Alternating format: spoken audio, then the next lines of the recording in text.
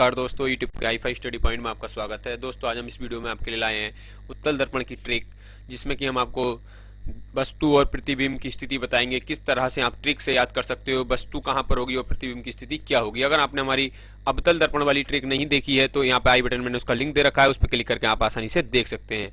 तो चलिए शुरू करते हैं।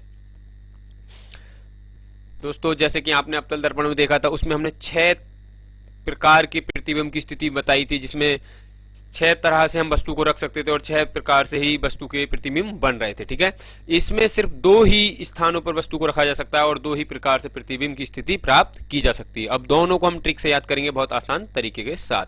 ठीक है दोस्तों, तो यह आपको पता होना चाहिए कि इस दर्पण में क्या क्या पॉइंट होते हैं। तो सबसे पहले पॉइंट है ये पी मतलब पोल। पी का मीन्स क्या है? पोल। ठीक है, यानी कि ध्रुव। जो दर्पण का मिड पॉइंट होता है उसी को क्या बोला जाता है? पोल, यानी कि ध्रुव। ठीक है, ये होता है सेंट्रल पॉइंट, यानी कि बीच का पॉइंट। अगर मान लो कोई गोलीय दर्पण है, ठीक है, ये दर्पण क्या होते हैं? दर्पण किसी गोलीय दर्पण के पार्ट्स ही होते हैं, उन्हीं को काट कर दर्पण बनाए जाते हैं। ठीक है, जैसे एक प्रकार का ये गोलीय दर्पण है तो इसका ये सेंट्रल पॉइंट ये क्या कहलाता है? सी। और यहां से अगर कोई आधा पार्ट ले लिया तो वही क्या हो गया? इसका पोल, यानी कि ध्रुव। और इसके बीच में क्या होता है? फोकस। ठीक है, तो बीच में क्या होगा? फोकस। आई होप कि आपको ये क्लियर हुआ होगा। अगर ये आपको समझना है तो मैंने प्रीवियस वीडियो पहले बनाई है इससे संबंधित, जिसमें कि मैंने आपको नोट्स बताए हैं न्यूमेरिकल्स के, उसमें जाके आप देख सकते हैं। यहाँ पे आई बटन में उनका भी लिंक दे रखा है। तो ये क्या होता है? एफ मतलब फोकस। ठीक है, और ये होता है इन्फिनिटी यानी अनंत बिंदु, यानी वस्तु अनंत तक रखी जा सकती है। ठीक है, इधर क्या रखी जाती है? वस्तु। ये आपको पता होना चाहिए। वस्तु हमेशा, ये पॉइंट आपको जरूर दिमाग में अपने कैच करना है, वस्तु हमेशा बाईं ओर होती है। किधर होती है? बाईं ओर। ठीक है, बाईं तरफ। यानी वस्तु तो हमेशा, चाहे वो दर्पण हो चाहे लेंस हो, चारों में, चारों का मीन्स यहां से क्या आया? उत्तल दर्पण हो, अवतल दर्पण हो, उत्तल लेंस हो, अवतल लेंस हो, सभी में वस्तु बाईं तरफ होती है। ठीक है, प्रतिबिंब तो दोनों साइड हो जाते हैं, कभी दाएं कभी बाएं। ये साइड बाएं तो ये साइड होती है दाएं। ये साइड क्या कहलाती है? दाएं। ठीक है, तो प्रतिबिंब तो किधर भी हो सकते हैं, लेकिन वस्तु हमेशा बाईं तरफ। ये आपको पॉइंट रखना है। ठीक है, याद। तो चलिए अब देखते हैं अपनी ट्रिक के साथ। जैसे कि नंबरिंग वाइज करना है। 1 नंबर, इसे मैंने क्या बोला? 1 नंबर। ठीक है, और इस बिंदु का नाम क्या था? अनंत बिंदु। तो वस्तु जब रखी हो अनंत पर, क्या बोलोगे? वस्तु जब रखी हो अनंत पर, ठीक है, तब प्रतिबिंब कहां बनेगा? 2 नंबर, वस्तु रखी हो जब कहां पे? अनंत और ध्रुव के बीच में। अनंत और ध्रुव के बीच में। और मैंने बताया सिर्फ 2 ही कंडीशन है जो कि इसे फॉलो करती हैं। ठीक है, तो ये 2 जगह पर वस्तु आपको मिलेगी, एक तो अनंत पर और एक अनंत और ध्रुव के बीच में। अब प्रतिबिंब इनका कहां पे बनेगा? तो प्रतिबिंब बनेगा दर्पण के पीछे। ये साइड कहलाएगी दर्पण के पीछे और ये कहलाएगी दर्पण के आगे। ये कहलाएगी आगे की साइड, ठीक है, और ये कहलाएगी पीछे की। यानी कि दाएं तरफ वाली साइड होगी पीछे की और बाएं तरफ वाली साइड होगी आगे की। ठीक है, तो ये दर्पण के पीछे। और दर्पण के पीछे जब इमेज बनता है तो बनता है आभासी, और आभासी होता है तो हमेशा, ये भी पॉइंट आपको याद रखना है, हमेशा सीधा होता है। आभासी के साथ में हमेशा क्या होता है? सीधा होता है। ठीक है, तो आभासी होगा तो सीधा होगा। ठीक है, तो देखते हैं आप कहां पे इमेज बनेगा। ये आपको नोट्स भी पढ़ लेना है। ठीक है, तो इमेज बनेगा 1 नंबर का यहां पे आके, यानी फोकस पर। तो वस्तु होगी अनंत पर, तो प्रतिबिंब बनेगा फोकस पर। इसका आंसर क्या होगा? प्रतिबिंब कहां बनेगा? फोकस पर। कैसा बनेगा? आभासी। इधर बन रहा है तो होगा आभासी। और सीधा। और कैसा? सीधा। क्यों सीधा? देखो ऊपर की ओर बनने वाला प्रतिबिंब कहलाता है सीधा, और नीचे की ओर अगर प्रतिबिंब बन रहा है तो होता है उल्टा। ठीक है, तो उल्टा होता है तो वास्तविक होता है और सीधा होता है तो आभासी होता है। इनमें से एक पॉइंट अगर एग्जामिनर ने दे दिया, हमें आभासी दे दिया, तो दिमाग में सीधे आ जाने चाहिए क्या होगा? सीधा होगा। और सीधा दे दिया तो दिमाग में आ जाना चाहिए आभासी होगा। ठीक है, तो ये पॉइंट आपको याद रखने हैं। 2 नंबर पॉइंट, यानी कि अगर वस्तु हो अनंत और ध्रुव के बीच में तो प्रतिबिंब बनेगा ध्रुव और फोकस के बीच में। ध्रुव और फोकस के बीच में, बस यही इसका कोड है। आप कोड भी से याद रख सकते हैं। 12 क्या होगा? 12 21। ठीक है, तो 12 21 इस तरह से आप याद रख सकते हैं। यानी कि 12 यानी 1 नंबर की अनंत पर, 2 नंबर की कहां? अनंत, और उसके बीच में। इसमें ज्यादा पॉइंट भी आपको नहीं है। ठीक है, और 21 बनेगा तो यानी फोकस पर, 1 नंबर की अनंत पे। तो आपको पता है अवतल दर्पण में अनंत पे वस्तु रखी तो फोकस पे प्रतिबिंब बना, लेकिन उसकी फोकस दूरी जो थी आगे की ओर थी। ठीक है, और इसकी किधर है? पीछे की ओर। अब इससे संबंधित भी आपको पॉइंट याद होने चाहिए।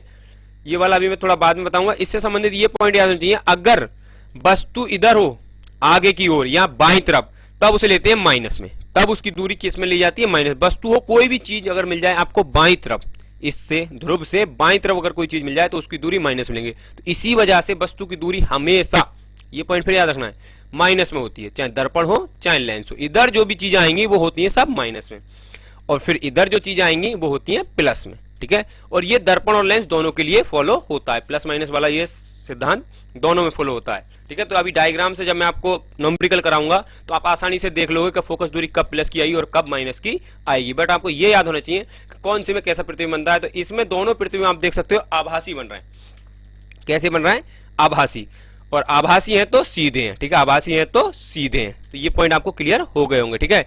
तो उत्तल दर्पण में प्रतिबिंब आभासी बनते हैं और सीधे बनते हैं। अब इनके आकार से संबंधित क्वेश्चन पूछा जाता है, यानी आकार क्या होगा इनका, ठीक है। तो देखो ये नीचे नोट आपको दिख रहा है, जैसे जैसे वस्तु दर्पण के पास आती है वैसे वैसे प्रतिबिंब का साइज बढ़ता है, यानी कि वस्तु जितनी दूर उतना छोटा प्रतिबिंब। फिर आपको बोल रहा हूं, जितनी दूर वस्तु उतना छोटा प्रतिबिंब, जितनी पास वस्तु उतना बड़ा प्रतिबिंब दर्पण से, ठीक है। यानी दर्पण से जितनी दूर होगी वस्तु उतना छोटा बनेगा और जितनी पास होगी उतना बड़ा बनेगा। तो अब देखिएगा वस्तु रखी है अनंत पर, पता ना कितनी दूर रखी है, अनंत पर है, ठीक है। अनंत का मतलब कोई पॉइंट ही नहीं है इसका, अनंत का मतलब ही होता है कोई जिसकी लास्ट पॉइंट ना हो, ठीक है। तो जब वस्तु जितनी ज्यादा दूर रखी है तो वस्तु से क्या होगा, प्रतिबिंब अधिक ही छोटा होगा, यानी अधिक दूर रखिए तो अधिक छोटा। इसका एक नंबर का क्या निकल के आएगा आकार, तो वस्तु से अधिक छोटा। इसका आकार क्या आ जाएगा, वस्तु से अधिक छोटा, क्योंकि रखी वस्तु दूर है, ठीक है। अब वस्तु थोड़ी सी आगे रख दी, देख सकते हो अनंत से आगे, 2 नंबर पॉइंट क्या है आगे, तो इसकी तुलना में 1 नंबर की तुलना में इसका साइज हो जाएगा बड़ा, लेकिन होगा अब भी ये छोटा, लेकिन इसकी तुलना में क्या हो जाएगा, बड़ा। तो इससे क्या बोलेंगे, वस्तु से अधिक छोटा, और 2 नंबर वाला पॉइंट हो जाएगा वस्तु से छोटा। इसका मतलब फिर वस्तु से कुछ ही छोटा होगा, ठीक है, लेकिन ये वस्तु से कुछ अधिक ही छोटा होगा। तो आई होप आपको साइज का भी क्लियर हो गया होगा। जैसे जैसे वस्तु आगे बढ़ती है दर्पण की ओर वैसे वैसे साइज बढ़ता है, जैसे जैसे पीछे हटेगी वैसे वैसे साइज घटेगा। तो आपको वस्तु से देखना है, ठीक है। अब ये पॉइंट आपको और नीचे दिख रहा होगा, ध्रुव से वक्रता केंद्र के बीच की दूरी त्रिज्या कहलाती है। तो ये पॉइंट मैं और समझा दे रहा हूं, ध्रुव से वक्रता केंद्र, देखिएगा ये ध्रुव है, ठीक है, तो इसके और ये सी होता है वक्रता केंद्र। ये मैंने आपको अवतल दर्पण वाली में कराया, इसी वजह से मैं बोल रहा हूं, यहाँ पे आई बटन में लिंक है, आप देख सकते हैं जाके, ठीक है। इसके बीच की दूरी क्या कहलाती है, आर, यानी कि त्रिज्या, आर मीन्स त्रिज्या, ठीक है। और अब मैंने आपको बताया ये चीजें किसमें होती है, प्लस में, ठीक है। तो आपको एक चीज और याद रखनी है, यानी इतनी दूरी क्या कहलाती है, फोकस, और यहां से यहां तक की पूरी दूरी कहलाती है त्रिज्या, और ये भी एक क्या है, ये और फोकस के बराबर ही होता है। तो ये और ये स्थान बराबर होते हैं, तो इसी वजह से हम बोल सकते हैं फोकस दूरी त्रिज्या, ठीक है, फोकस दूरी के बराबर क्या होगा, 2r, यानी त्रिज्या उसकी डबल होगी। फोकस दूरी से त्रिज्या क्या होती है, डबल होती है, ठीक है। यानी फोकस दूरी की त्रिज्या डबल होती है, या त्रिज्या की एक चीज ऐसे बोल सकते हैं, त्रिज्या की फोकस दूरी क्या होती है, आधी होती है, ठीक है। तो देख सकते हो त्रिज्या पूरी और फोकस दूरी कितनी है, आधी, ठीक है। तो ये दोनों पॉइंट भी आपको याद होने चाहिए, ठीक है। तो ये अभी न्यूमेरिकल में आपके लिए यूज होंगे। अब इनको आपको ये पता होना चाहिए कि कौन सी चीज प्लस में आती है और कौन सी चीज माइनस में आती है। तो आप बिल्कुल आसान तरीके से इसी से निकाल सकते हो। देखिएगा इधर आने वाली चीजें क्या कहलाती हैं, प्लस, और इधर आने वाली चीजें क्या कहलाती हैं, माइनस। तो यहाँ पर एफ का मान बताइएगा, प्लस होगा माइनस। तो देखिएगा इस साइड में पड़ रहा है, इससे देखना है मैं सिर्फ इस पॉइंट से इधर, इस पॉइंट से अगर इधर कोई चीज है तो प्लस, और इस पॉइंट से इधर कोई चीज है तो माइनस। तो देखिएगा इधर ही पड़ रहा है, तो ये एफ का मान होगा प्लस। आर त्रिज्या का मान भी क्या होगा, प्लस, क्योंकि इधर ही पड़ रहा है, ठीक है। अगर प्रतिबिंब बता दिया उसने आभासी, तो आभासी का भी मान क्या हो जाएगा, प्लस, क्योंकि आभासी भी पड़ रहा है इधर। और ये आभासी सिर्फ इस दर्पण के लिए फॉलो होता है, लेंस में ये चेंजिंग हो जाती है, ठीक है। तो आपको दर्पण के लिए पॉइंट याद रखने हैं। तो चलिए कुछ और पॉइंट मैं आपको बताता हूं जिसकी आप स्क्रीनशॉट ले सकते हैं। ये जब मैं पूरा आपको बता दूं तब तो थोड़ा समझिएगा इसे।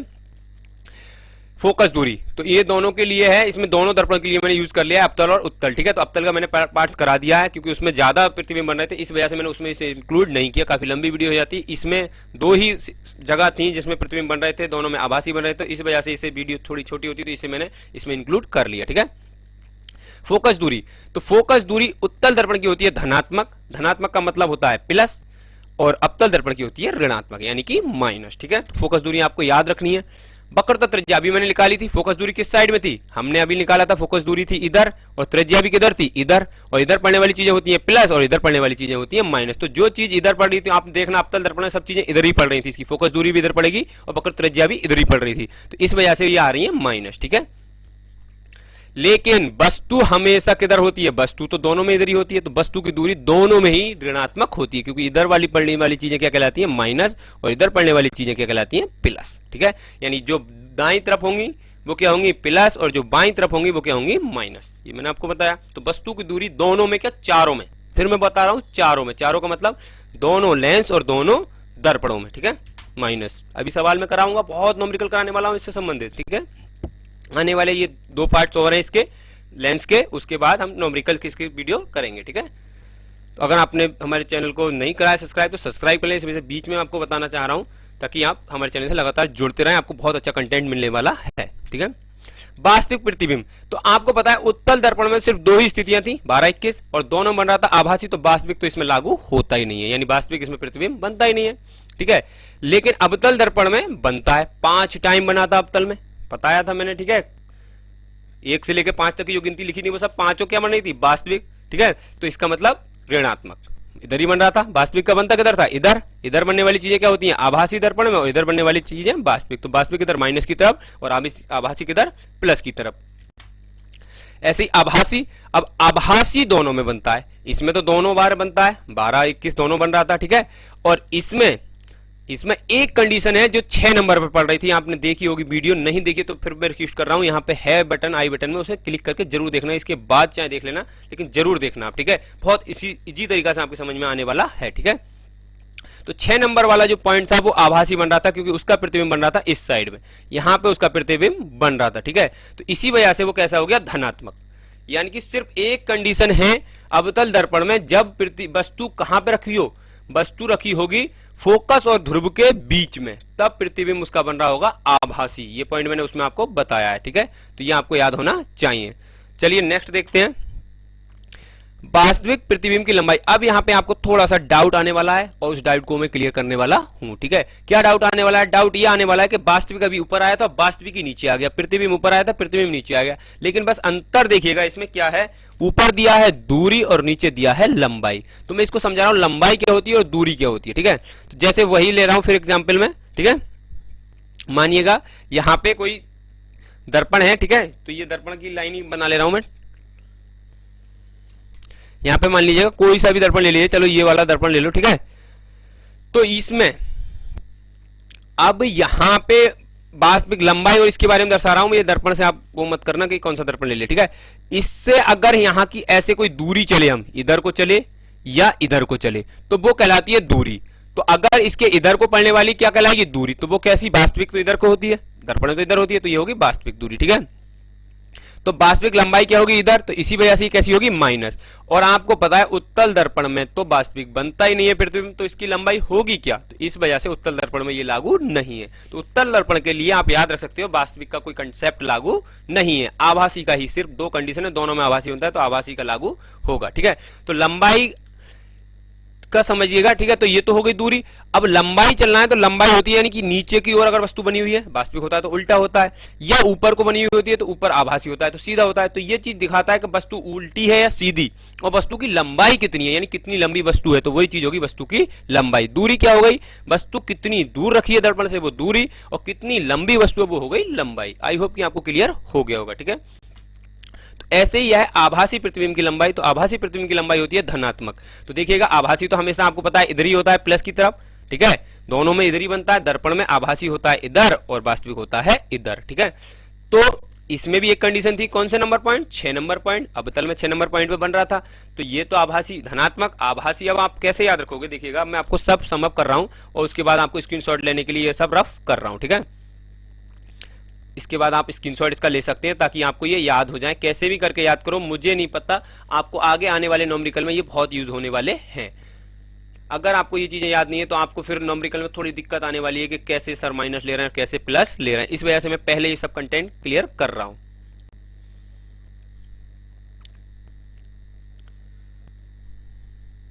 तो देखिएगा,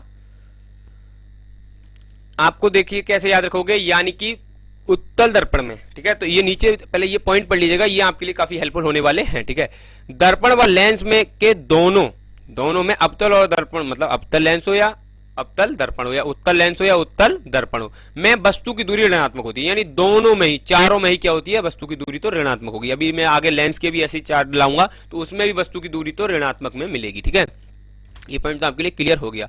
उत्तल दर्पण में बाकी सब धनात्मक होते हैं, यानी वस्तु की दूरी को छोड़कर जो भी उत्तल दर्पण में आएंगे वो सब क्या है, धनात्मक। देखिएगा धनात्मक, फोकस दूरी धनात्मक। तो उत्तल को आप ऐसे याद रख सकते हैं, उत्तल दर्पण में ज्यादातर चीजें धनात्मक होती है। ठीक है, बस एक वस्तु की दूरी को छोड़कर। ठीक है, तो वस्तु की दूरी तो आप दिमाग में इमेज बना ही लोगे, हमेशा ऋणात्मक होती है। ठीक है, तो देखिए दोनों चीजें धनात्मक या तो लागू ही नहीं है, वास्तविक का इसमें लागू नहीं है। ठीक है, धनात्मक धनात्मक। ठीक है, आई होप कि आपको ये क्लियर हो गया होगा कि उत्तल दर्पण में क्या लेना है हमें, प्लस का।